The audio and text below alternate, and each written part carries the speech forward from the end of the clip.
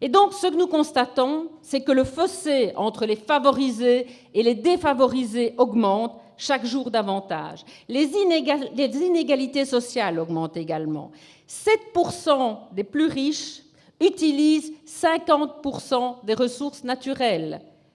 Or, les 50% les plus pauvres n'utilisent que 7% des ressources naturelles. Toutefois, le fatalisme, la fatalité, n'est sûrement pas un concept syndical. Ça ne fait pas partie de notre vocabulaire. Cela fait des dizaines d'années que nous combattons, et cela s'est inscrit dans nos gènes.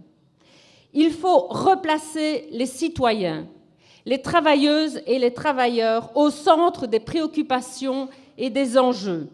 Et en cela, les syndicats sont des acteurs incontournables du penser globalement, et c'est ce que nous allons faire évidemment lors de cette Assemblée générale, mais aussi du fait d'agir localement.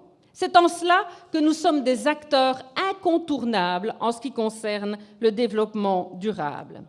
Alors, notre réponse aux crises, parce qu'il n'y en a pas qu'une, on l'a répété beaucoup ces dernières heures, donc nos réponses aux crises, ce n'est pas l'austérité. On sait que l'austérité, c'est le problème, ce n'est pas la solution. Ce qu'il nous faut, c'est de la création d'emplois de qualité. Nous voulons le plein emploi, mais de l'emploi durable. La CSI a mis en avant des chiffres qui sont éloquents. Vous savez que si on investit 2% du PIB dans l'économie verte, et ça, l'exercice a été fait pour une douzaine de pays, dans ces 12 pays en Europe, il y a la Bulgarie, l'Allemagne, l'Espagne, mais d'autres grandes nations, les États-Unis, la Chine, l'Australie, pour ne citer que ceux-là, eh bien, si on investit 2% de leur PIB, ça peut créer 48 millions d'emplois sur 5 ans. Il va falloir investir. Et on doit là ne pas se tromper d'investissement. Il faut évidemment investir dans l'économie réelle, mais il faut investir pour avoir des économies d'énergie.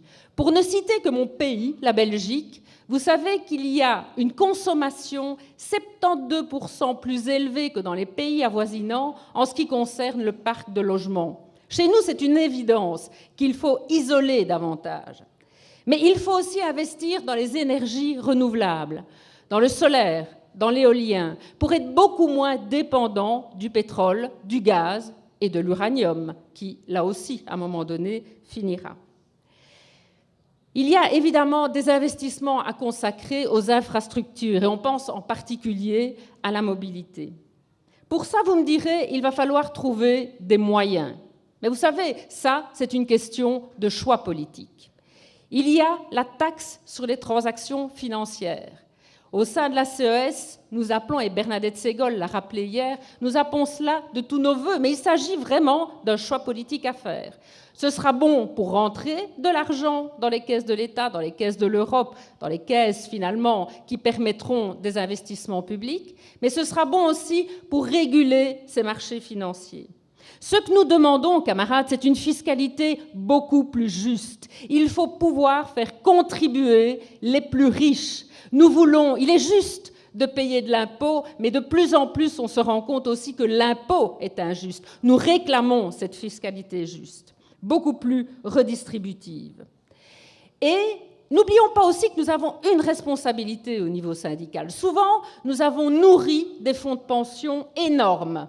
Ces fonds de pension sont un facteur de dérégulation également. Je pense qu'il y a des exemples, et notamment aux Pays-Bas, où les syndicats ont décidé d'utiliser une partie de leurs fonds de pension dans des logements sociaux. Autant d'exemples qui nous montrent à quel point nous devons en tout cas trouver des moyens, que les moyens existent et qu'il s'agit à nouveau d'un choix politique. Et là, bien évidemment, se pose, et on en a parlé hier, le problème des relais politiques.